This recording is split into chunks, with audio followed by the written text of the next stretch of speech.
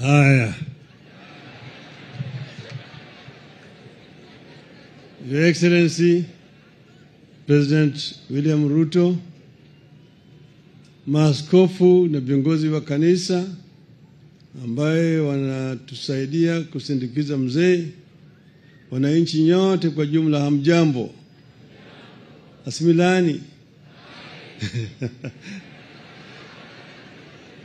Asanteni sana. Tumekuja kwa majonzi kusindikiza mzee wetu.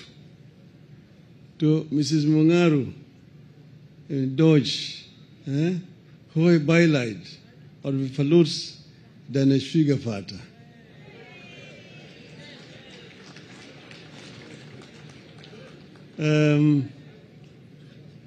Mzee huyu alikuwa rafiki yangu. Nisema mimi namjua. Boma hii hapa mimi si mgeni. Tumekaa hapa na Mungaru na huyo mzee. Na vile mmeona huyo mzee ni mzee ambaye alikuwa na maono. Tena alikuwa ni mzee ambaye alikuwa anapenda watu. Ameishi miaka 89. Waswahili wanasema amekula chumvi. Kwa hivyo tunasherehekea maisha yake. Tunasherehekea maisha yake, maana yake maisha yake ilikuwa ni maisha ile sawa sawa, maisha ya ushujaa, maisha ya upendo. Vile mmeona. Amekuwa na shida akiwa mtoto, lakini amemudu yale shida zote na baadaye akalea familia. Mabibi 5 na watoto 32. Hiyo ni kwa jumla kama average watoto 6 kwa kila bibi. Sio ni rekodi kubwa sana. Hiyo ni anafanana na mjomba wangu. Mjomba wangu ambaye alikuwa amezaliwa na mama yangu, walizaliwa watoto 3. Yeye na wasichana 2. Baadaye yeye akasema yeye atajaza yale ambaye baba yake hakufanya. Kwa hivyo akaoa mabibi 3. Wa kwanza akapata watoto 12.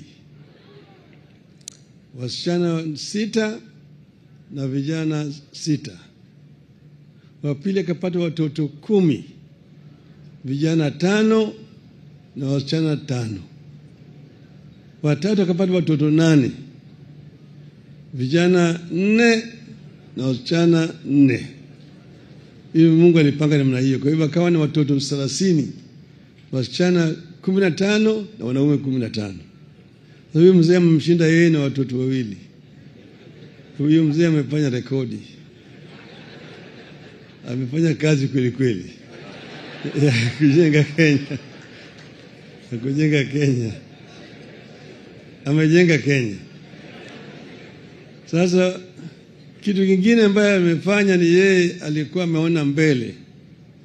Manake vile Meja alisema hapa, wanaishi pamoja. Hawaishi kando kando, watu mwingine amejenga boma pale, mwingine amejenga boma pale, wanaishi pamoja.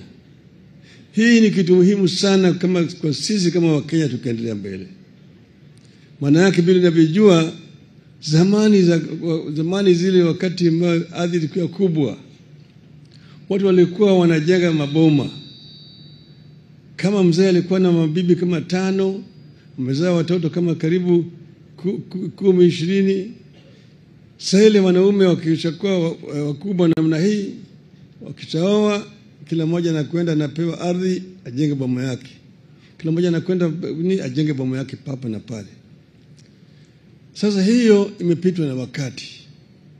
Maana yake wakati hii unaona ardhi inaanza kuwa kidogo.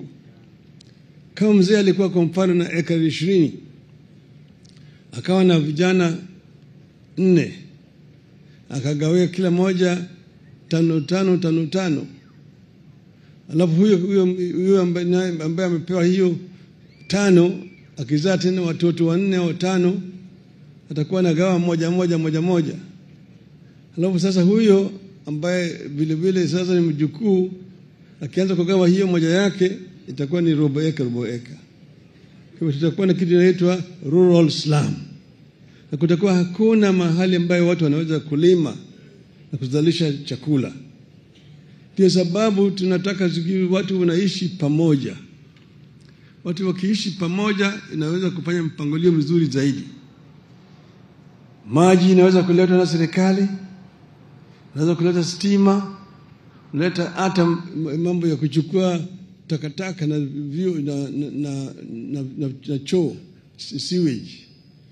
Na hapo sasa wakikaa pamoja, shule inajengwa hapo, vile kituo cha matibabu inakuwa hapo, alafu vile vile kunakuwa na pale ambayo watu wanaweza kwenda kufanya kazi, na soko vile vile inaitwa integrated community.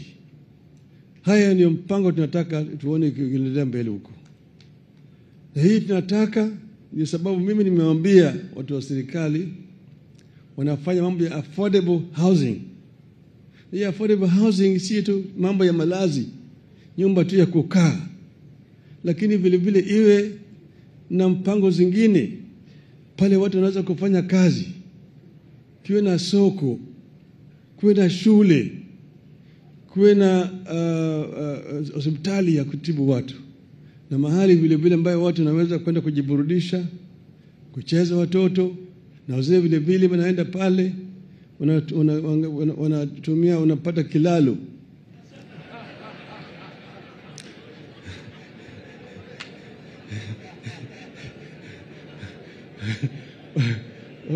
Mimi najua sana.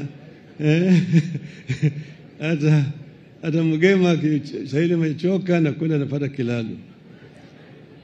Wanasema ati mgema kisifiwa sana, pombe fanya nini? Ya watu wanajua, rais hao wanajua hili maneno nasema. Kwa hivyo yale ni mpango ambaye tunataka tuone vile inafanyika katika hii taifa letu tukiendelea huko mbele. Sasa mimi nimekuja hapa, sitaki kusema mambo mengi zaidi. Maana yake nimeona wale wengine wamesema mambo ya siasa mingi. Leo sitaki kusema siasa, lakini mambo mawili nataka niseme. Maana yake tuko hapa sasa, najua Wakenya wengine wako barabarani hapa na pale, na hiyo ni haki ya kila mtu. Kwa haki ya kusema kama mambo hayaendi vizuri, unaweza kujitokeza na ukafanya maandamano. Maandamano imehalalishwa na katiba yetu, lakini maandamano yanataka ifanyike kwa njia ya amani. Sisi tulikuwa tunafanya maandamano miaka miwili iliyopita, na tulikuwa tunasema tunataka kufanya maandamano ya amani, lakini ubaya ni kwamba tulipokuwa tukatoka namna hii, tear gas inapigwa kwetu. Sasa fikiria kiasikiaza na hii vijana vile wanaanza kurusha mawe. Tunataka tuache mambo kama haya. Mnaona nchi zingine kama kule Marekani, kule Ulaya, kule Ufaransa, maandamano yafanyika kila mara. Juzi Israel ilipopiga Iran, kulikuwa na maandamano London, New York, Paris, hata Tokyo. Lakini wanakwenda wanamwambia polisi tutafanya maandamano, wanakubaliana na polisi, maandamano itatoka hapa mpaka pale, kutoka saa hii hadi saa hii. Ikikwisha pale wanatoa matamshi yao pale, alafu wanatoka. Hiyo ndio maandamano ambayo inakuwa ya amani. Tunataka tuweke sheria ili maandamano isilete shida. Kama mjuzi mliona mwaka jana, yule jamaa anaitwa Malema huko South Africa alisema ataleta nchi kwa standstill, na akakubaliwa. Akakuwa na watu wengi walitoka pale moja wakatembea mpaka pale mwingine, wakamaliza, wakasema mambo yake yote, wakafoka mambo yakakwisha ndio. Lakini sababu hapa sisi tunaleta fujo, watu wanapigwa, watu wanauawa, hiyo ndio sababu maandamano inakuwa na shida katika taifa letu. Hii ni maneno mimi nimeshaambia hata serikali hapa. Tunataka yale maneno yakwishe. Sasa hiko maneno ambayo niliongea juu yake juzi, ati wakati tulikuwa tunafanya maandamano watu walikuwa wamepata majeraha, kuna wengine ambao walikufa. Hiyo ni 2023. Hata mwaka jana wengine walikufa. Ili tumalize hii maneno yote kama Wakenya, tuanze safu mpya. Nilisema wale ambao walikufa wazazi wao wapate nini? Fidia. Na hata wale ambao mwaka jana wa Gen Z iwe namna hiyo. Na wale ambao wako sasa katika hospitali vile vile wapewe pesa ya kupata matibabu. Hii maneno ikwishe, tuanze safu mpya, tukaendelea mbele. Hii itaweza Kenya itakuwa kuja pamoja na tutatembea kama taifa moja. Mambo ya 2027 inakuja, lakini tuko 2025. Hatuwezi kufanya campaign kwa miaka 5 kila mara kwa mara. Tukifanya namna hiyo, nchi haiwezi kuendelea mbele. Mpaka tuwe wakati ambaye kuna amani. Kama uchaguzi imekwisha, tunarudi. Tunangoja mpaka tena uchaguzi mwingine ikuje, alafu jitokeze, fanya campaign vile inafanyika katika nchi zingine. Na kule Marekani watu wanangoja mpaka mwisho wa mwaka wa 3 ndio anaanza kutangaza mimi nitasimama. Hii mambo ya kusema ati mimi tunataka kutoa hii, ikifika wakati ile nisimama na wewe wenyewe utafute watu upige wewe kura. Kusema wewe utatoka, wananchi ndio watatoa mtu nje, sio wewe. Kusema ati wewe ni uko na shareholders, hapa ni shareholders, wale wengine wako na shares mingi zaidi, wengine wako na shares kidogo, wengine hawana shares. Hiyo ni taifa gani? Na kama wewe una shares, mbona unatoa ushuru? Unatoza ushuru sababu gani kama wewe huna shares? Hiyo tutasema hii ni mambo ya ujinga ambayo haina maana hata kidogo. Kwa hivyo sisi tunasema tunataka Kenya moja. Aka tuko tofauti ya kisiasa, ya kisera, hiyo ni sawa. Tuwe na tofauti ya kisera, lakini ikifika mambo ya kujenga taifa la Kenya, tuwe kama kitu kimoja. Kenya is one. Asanteni sana, Mungu wabariki. Nasema Mungu aweke mzee wetu palipema peponi. Wacha nieleze ndugu yangu William Samoei Ruto aje naye angoe na nyinyi. Karibu sana.